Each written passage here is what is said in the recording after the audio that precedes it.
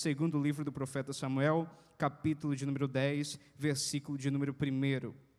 A epígrafe diz: Davi derrota os amonitas e os sírios. E aconteceu depois disso que morreu o rei dos filhos de Amon, e seu filho Anum reinou em seu lugar. Então disse Davi: usarei de beneficência para com Anum, filho de Naás, como seu pai usou de beneficência para comigo. E enviou Davi a consolá-lo pelo ministério de seus servos.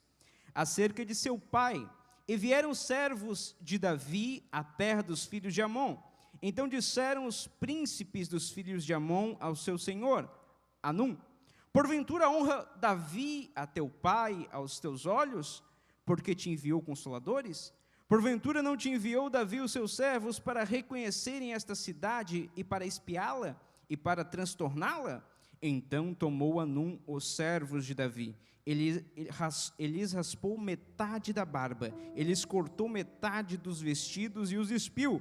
O que, fazendo saber a Davi, enviou a encontrá-los, porque estavam estes homens sobremaneira envergonhados. E disse o rei: deixai-vos estar em Jericó, até que vos torne a crescer a barba, e então vinde. Aleluia, bendito seja o nome do Senhor. Serei breve, uma rápida explanação, uma rápida meditação da palavra do Senhor. Tenho certeza que Deus vai falar comigo, vai falar com você nessa noite. Mas o Espírito Santo está falando muito forte comigo para contar um pouquinho do meu testemunho, para que os irmãos que não me conhecem. Eu cresci num lar cristão, a minha família é cristã, e a minha mãe não fez, quando ela estava grávida, ela não fez o exame para saber o sexo do bebê, porque ela queria que fosse surpresa. Então ela optou por não fazer. E em certa ocasião, em uma determinada noite, a minha avó materna estava na casa dela e ela teve uma visão. E nessa visão ela viu um menino, serei breve no testemunho, ela viu um menino numa grande mão, que ela entendeu que seria a mão de Deus. Ao acordar pela manhã, ela falou para minha mãe, relatou: você vai ter um menino. Acabou de estragar a surpresa, né? E ela disse: e ele vai ser usado por Deus, porque eu vi ele na mão do Senhor. E ela começou a descrever: ele vai ser assim, assim, assim, assim, assim. Resultado, naquele mesmo dia, a minha mãe entra tem contrações, vai para o hospital, e é o dia do meu nascimento. E quando eu nasci, a minha avó relata que eu era exatamente como no sonho. Xarabacanto e mandabla suribicanta rai. O tempo passa, com 9 anos eu começo a estudar a Bíblia Sagrada, com 11 anos eu começo a pregar, hoje eu tenho 30 anos e prego a palavra do Senhor, sou advogado hoje, mas continuo pregando, bendizendo, enaltecendo a majestade eterna. O que eu quero dizer com isso nessa noite? Que Deus usa quem Ele quer, do jeito que Ele quer, da forma que Ele quer. Hoje eu sou advogado, estou pregando, mas com 11 anos de idade era uma criança, apenas estava ministrando a palavra de Deus. Eu quero dizer que não importa a sua idade, não importa o seu sexo, não importa o seu estado econômico, não importa o seu estado social, não importa quem você é, de onde você veio, o que importa é que se você colocar nas mãos de Deus, na dependência do Altíssimo, Ele vai te exaltar na terra, Ele vai te usar, Ele vai responder o teu clamor, Ele vai te entregar a vitória que você veio receber nesta noite, Ele vai entrar com providência em nome do Senhor, aleluia, glória a Deus, bendito seja o nome do Senhor. Vamos ao texto. Queridos, quando nós olhamos para esse texto da Bíblia Sagrada, nós vemos aqui um momento em que Davi ele está com o seu reino estabilizado. Quando nós olhamos o contexto do texto em que nós lemos, nós vemos que no capítulo 2 do livro de 2 Samuel, Davi é empossado como rei apenas para a tribo de Judá, apenas em Hebrom. Com 30 anos de idade, ele é empossado rei. Detalhe, ele foi consagrado com cerca de 17 anos. Ele foi ungido com cerca de 17 anos. Mas só assumiu o reinado aos 30 anos de idade. E diz a história que ele reina apenas para uma tribo durante 7 anos e meio. Apenas no capítulo 5 do livro de 2 Samuel, do texto em que nós lemos, do livro em que nós lemos, ele assume todo o reinado de Israel. E então, Benjamim, cuja capital era Jerusalém, ele traz a capital que era Hebrom para Jerusalém. e ele toma posse da tribo de Benjamim, que outrora estava com Isbosete, que era um descendente de Saul. Havia uma guerra monárquica entre Isbosete e Davi. A promessa é que ele seria rei das 12 tribos, mas por um conchavo, por uma aliança, por uma questão de anarquia, por uma questão de usurpação de poder, Isbosete conquista 11 tribos. E teologicamente todos nós aprendemos que existe uma divisão categórica das 12 tribos após a morte do rei Salomão, em que as 2 tribos do sul, Judá e Benjamim, compõem o reino do sul, e as 10 tribos do norte compõem o reino do norte. Mas o que muitas pessoas esquecem é que anteriormente a esta divisão clássica, categórica e pedagógica da teologia, nós temos uma divisão de apenas uma tribo, a tribo de Judá, de um lado, e de outro as demais tribos, as 11 tribos com Isbosete. Imagine reinar durante 7 anos e meio, sabendo que a promessa era para 12, você reinando apenas para uma. A promessa era para 12, você governando apenas uma. Xarabacanto e mandabassurianderai. Quem sabe você está me vendo, me assistindo, quem sabe você está aqui nessa noite e você está pensando, a promessa era X, eu estou vivendo Y, algo não está se encaixando, algo não está batendo, mas eu quero dizer que é tempo para todo o propósito debaixo dos céus, e no tempo exato, não no tempo nosso, no Cronos, mas no Kairos de Deus, a promessa vai se cumprir na íntegra. Aleluia, acho que você não entendeu. A promessa vai se cumprir na íntegra. Aleluia, o Deus que prometeu é fiel e justo para cumprir. Aleluia.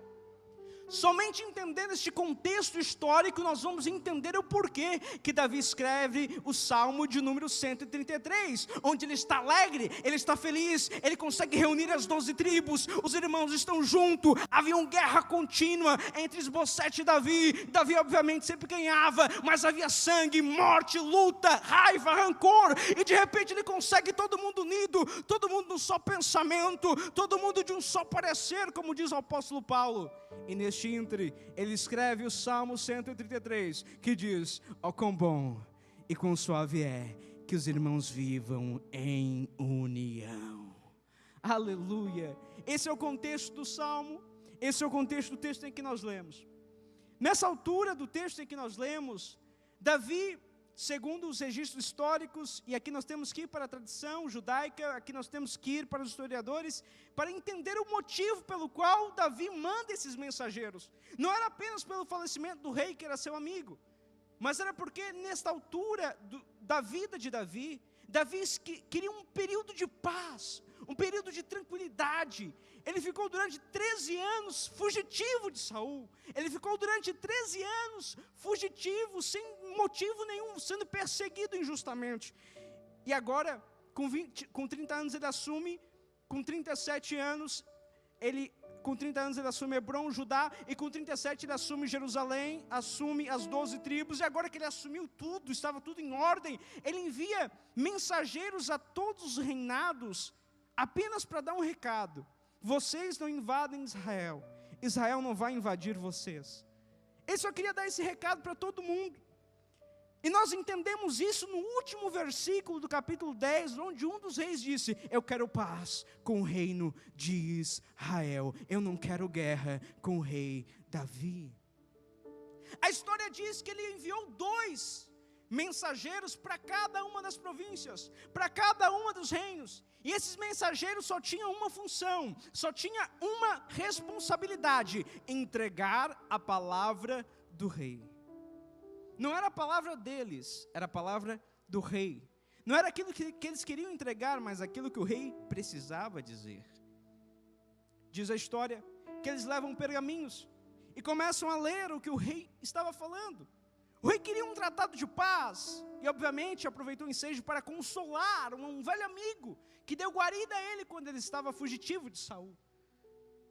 E nesse contexto nós vemos que esses 2 homens que foram justamente para os filhos de Amon, diferente dos outros que foram e voltaram, entregaram a mensagem, voltaram, retornaram, esses foram humilhados, envergonhados, esses foram injustiçados.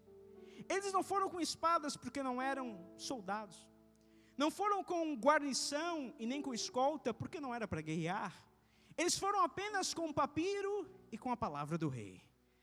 Aleluia, aqui eu já abro um parêntese. Você não precisa de mais nada se você tem a palavra do rei. Aleluia. Nessa noite eu não quero falar nada além da palavra do rei. Nessa noite eu venho como mensageiro do rei. E eu aproveito o ensejo para dizer que eu quero falar rapidinho, já estou terminando, sobre os mensageiros de Davi, sobre os mensageiros do rei. Aleluia, você já pode aplicar o texto na epígrafe, você já pode aplicar a mensagem já no seu título, dizendo: os mensageiros de Jesus, os mensageiros do Senhor, os proclamadores do Evangelho. Aleluia! Essa era a função deles. Só que de boa fé eles foram, mas de má fé eles foram surpreendidos, porque rasparam metade da barba, e mais, cortaram metade de suas vestes, a altura dos joelhos ou da cintura, de modo que os seus órgãos genitais ficavam à mostra, e simplesmente mandaram eles de volta como uma mensagem, era uma declaração de guerra para Davi. Davi usou de boa fé, Davi usou de gratidão, Davi usou de benevolência, mas eles usaram de má fé. Eles injuriaram, perseguiram, maltrataram. Para um judeu, se você buscar a tradição judaica, você vai ver que era melhor ser morto do que ter a barba raspada. Era melhor para o judeu ser morto do que ter a barba raspada, porque barba era sinônimo de honra, autoridade, experiência, e era uma característica dos judeus. E eles simplesmente raspam metade dela. Eles vão de cabeça erguida e voltam cabisbaixo. E quem sabe você se encontra aqui com a sua barba raspada pela metade, com as suas vestes cortadas. Aplique isso no sentido espiritual. Eu não sei que tipo de barba rasparam de você. Hoje é a noite da vitória. Eu não sei que tipo de vitória você almeja. Eu não sei que tipo de coisa que arrancaram, que rasparam, que roubaram de você. Mas nessa noite é noite da barba voltar a crescer. É noite de Deus cumprir as promessas. É noite de Deus restituir aquilo que você perdeu. Aleluia! Quantos acreditam que Deus é capaz de restituir? Xarabacanto e mandabla surianderra. Diz a história que eles voltam cabisbaixos, sendo humilhados, objetos de chacota de todos, passaram por 3 nações sendo humilhados, até que eles chegam em em Jericó. Quando chegam em Jericó, há uma guarnição real. Agora não é mais mensageiros, agora é o exército real de Davi. Estão ali de escolta, esperando eles, os 2 mensageiros. Eles chegam cabisbaixo, de repente eles vejam a escolta, reconhecem, se identificam, se cumprimentam. E eles falam: o rei mandou uma mensagem: fica aqui em Jericó, até que a barba cresça, e depois você sobe conosco, agora escoltado pelo exército mais temido do mundo antigo, mais temido da época, o exército de Davi. Aleluia. A Bíblia diz que o anjo do Senhor acampa ao redor dos que o temem, os livra e os guarda. Você tem uma escolta real, você tem uma escolta celestial. Aleluia. E o mais interessante é que de Jericó para Jerusalém havia uma distância de 40 quilômetros. Quem contou para Davi? Eu não sei, a Bíblia não relata, os historiadores não conseguem chegar a um consenso, mas o fato é que o rei sabia. Vou repetir: o rei sabia. O rei sabia. O rei conhece você. O rei compreende você. O rei não vai abandonar você. Aleluia. Salmos capítulo 113, a Bíblia diz no verso de número 5, diz a Bíblia: quem é como o Senhor nosso Deus, que habita nas alturas, que se inclina para ver o que está nos céus e na terra. Deus se inclina para você. Deus se importa com você. O grande arquiteto do universo, o grande criador dos céus e da terra, o Deus todo-poderoso, Ele se preocupa com a sua existência. Em bilhões e bilhões de pessoas que habitam o planeta Terra, Ele está com os olhos voltados para você, por seus problemas, seus dilemas, seus desafios. Ele está preocupado com a sua barba cortada, com o seu vestido rasgado, porque Ele tem compromisso com você. Aleluia. Você é dele. Ele te comprou na cruz do Calvário. Foi um preço caro, um preço alto. Ele não vai te abandonar. Aleluia. Quanto tempo leva para uma barba crescer? Uma barba judaica, do nível que eles tinham, da altura correta, para ficar equalizado metade com metade. Eles ficaram escondidos lá. E Davi era um grande guerreiro. Segundo a história, Davi é um dos 3 maiores conquistadores do mundo. Não estou falando mais no campo teológico, estou falando no campo histórico. De acordo com a história, Davi é um dos 3 maiores conquistadores do mundo. Primeiro lugar, Davi. Segundo lugar, Napoleão. Terceiro lugar, Alexandre o Grande. Um dos maiores conquistadores do mundo, estrategista nato. Com 17 anos ele já mata gigante. Ainda menor ele mata urso, mata leão. Xarabacanto e mandabla suribicanta. Ele coloca aquelas pessoas, aqueles 2 homens em Jericó de forma estratégica. Por quê? A Bíblia diz no livro de Josué, capítulo 6, versículo 26, que Jericó estava amaldiçoada. Era proibido um judeu pisar em Jericó. Ora, se a cidade mais antiga do mundo, segundo a história, que era Jericó, estava amaldiçoada, era impossível um judeu pisar ali. Ou seja, Davi, com a sua estratégia militar, coloca os 2 lá no lugar proibido, no lugar inusitado, no lugar que ninguém saberia, ninguém procuraria, porque ele pensou, provavelmente o exército vai correr atrás, vai querer matar, vai querer exterminar, não vão ficar satisfeitos só com a barba pela metade, só pela cintura. Não, eles querem matar. O objetivo de Satanás não é só oprimir você aqui na terra, não, é te levar para o inferno, é fazer a consumação total. Mas você hoje tem a oportunidade, aleluia, de ir para as mansões celestiais quando a trombeta soar. Você hoje tem a oportunidade de ficar refugiado. Eu quero dizer que neste deserto que você está enfrentando, nesta luta que você está enfrentando, Deus tem uma Jericó especial. Jericó representa o oásis, um descanso, como foi falado aqui, um lugar para você repousar um pouco, você descansar um pouco. Deus tem um repouso para você, aleluia. Salmo de número 91 diz: aquele que habita no esconderijo do Altíssimo, à sombra do Onipotente, descansará. Eles ficaram ali, escondidos, num lugar improvável.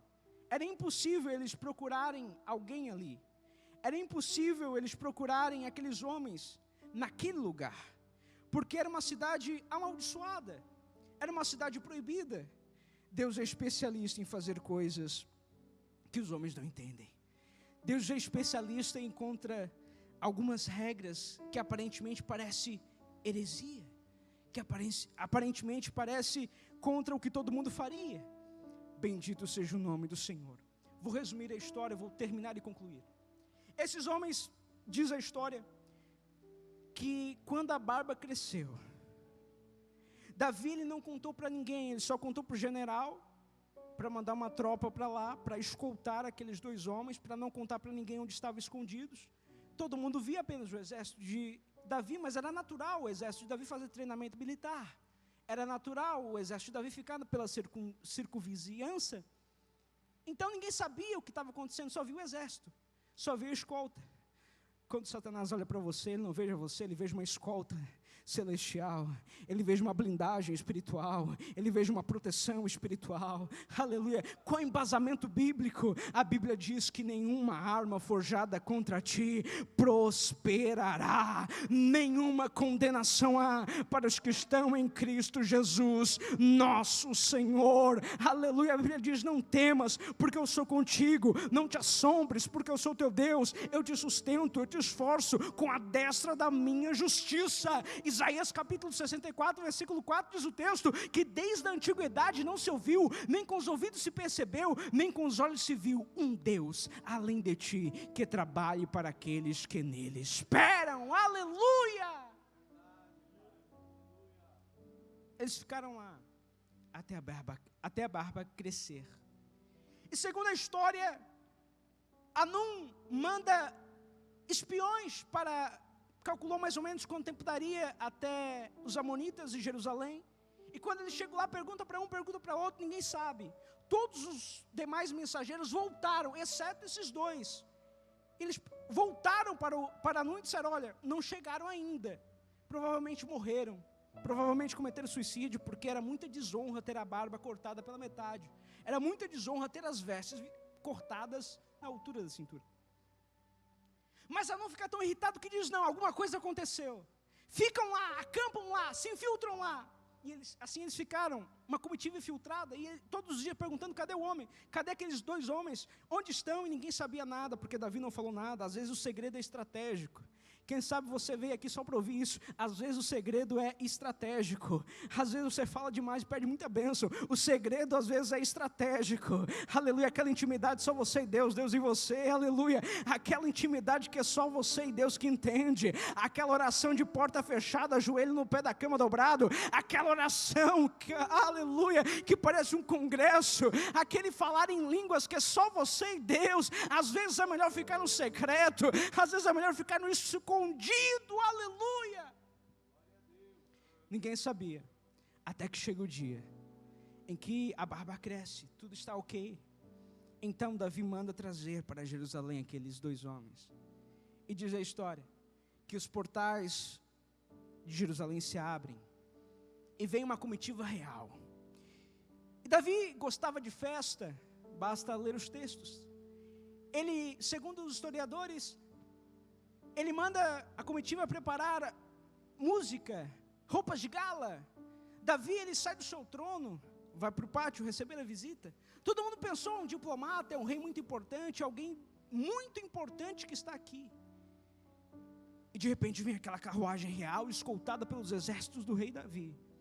E quando abrem a carruagem, descem os homens com a barba completa, com vestes reais. Davi substituiu as vestes por vestes reais. Não era mais veste mensageiro. Quando eles descem da carruagem, diz a história que o rei fala para eles, vocês não vão voltar para a casa de mensageiro. Não, agora vocês habitam o palácio. Porque Davi se responsabilizou, ficou com peso na consciência. Eles foram lá por meu nome. Eles tiveram a barba raspada por causa de mim. Eram meus mensageiros. Tocou neles, tocou em mim. Está pegando a revelação? Tocou em você, tocou em quem te criou, quem te enviou, quem te chamou, quem te escolheu. Eu acho que você não entendeu. Tocou em você, tocou em Deus, tocou no general de guerra, poderoso na batalha, o Senhor dos senhores, o príncipe da paz, o todo-poderoso. A partir daquele dia, nunca mais, esses homens foram os mesmos. Eles ficaram aposentados, ganharam aposentadoria compulsória de mensageiros e passaram a ser hóspedes do palácio real. Eu quero dizer que existe um palácio real te esperando. Aleluia. Não importa, podem raspar a barba, podem cortar o vestido, podem tirar o emprego, podem atrapalhar os negócios, podem levantar calúnia, injúria, difamação e tudo que for, mas jamais tirarão o seu nome escrito no livro da vida. Jamais tirarão de você a presença do Espírito Santo. Jamais tirarão de você a presença de Deus. Aleluia. Perca tudo, meu irmão, mas não perca Jesus. Perca tudo, mas não perca Jesus. Lucas capítulo 10, versículo de número 19 ao versículo de número 20, diz a Bíblia: eis que vos dei poder para pisar serpentes e escorpiões e toda a força do inimigo, e nada vos fará dano algum. Mas não se alegrai-vos, porque os espíritos vos submetem. Alegrai-vos antes, porque o vosso nome está escrito no livro da vida. Aleluia. A maior vitória é ter o nome no livro da vida. Não tire o teu nome de lá. Não, aleluia. É legal ter um nome num concurso público. É importante ter um nome em uma grande empresa. É legal, é importante, é nobre ter um nome em uma grande publicidade. É legal, é importante, faz regozijo na alma ter um nome bem falado, bem divulgado. Mas eu quero dizer que o melhor lugar que o teu nome pode estar, não está na terra, não está no plano material, está no céu, está no livro da vida. A maior vitória é a salvação em Cristo Jesus. A maior vitória é habitar os céus. Para terminar, rápidas aplicações do texto em que nós lemos. Número 1, nunca baixe a guarda. Davi baixou a guarda por um momento. Era estrategista, era militar, mas por um momento ele queria paz. Por um momento ele queria sossego. E deu no que deu. Nunca baixe a guarda. E eu quero dizer que a vida não é um campo, um parque de diversões. A vida é um constante campo de batalha. Você está aqui para batalhar. Todos os dias você peleja.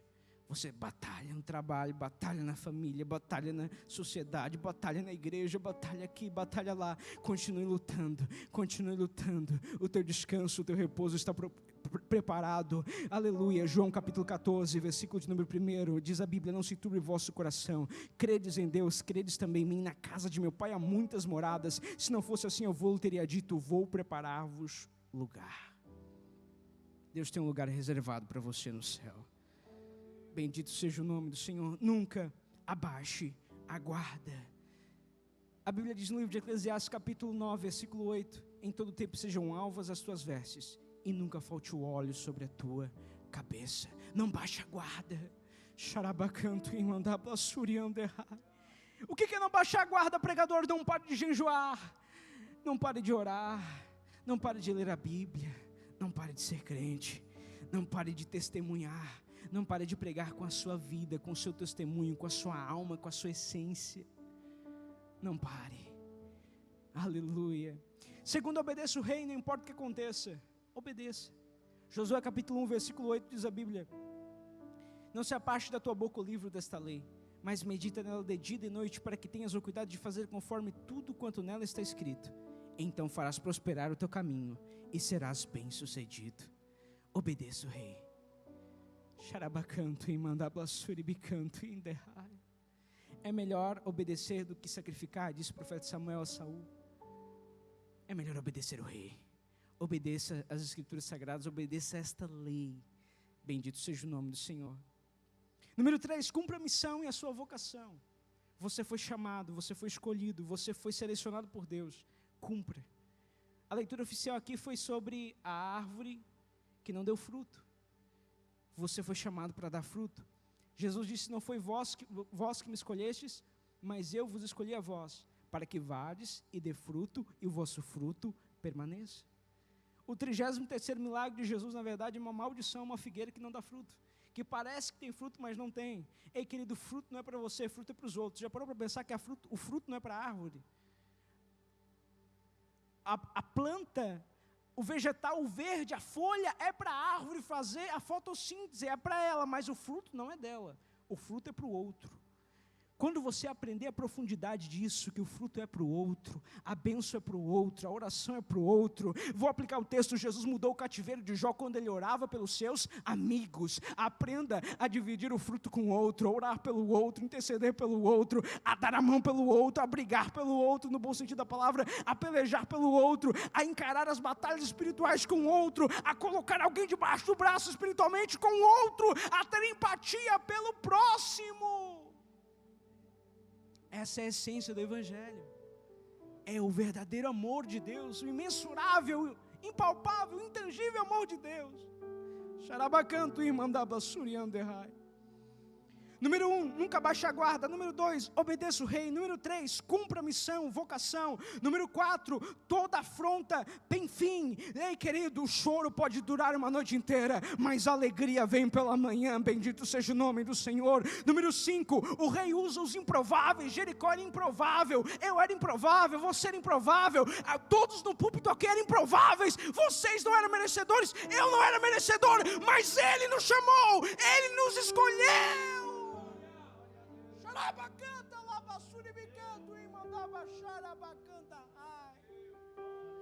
Quem sabe você está em casa ou aqui, dizendo: eu não sou merecedor, eu não sou digno.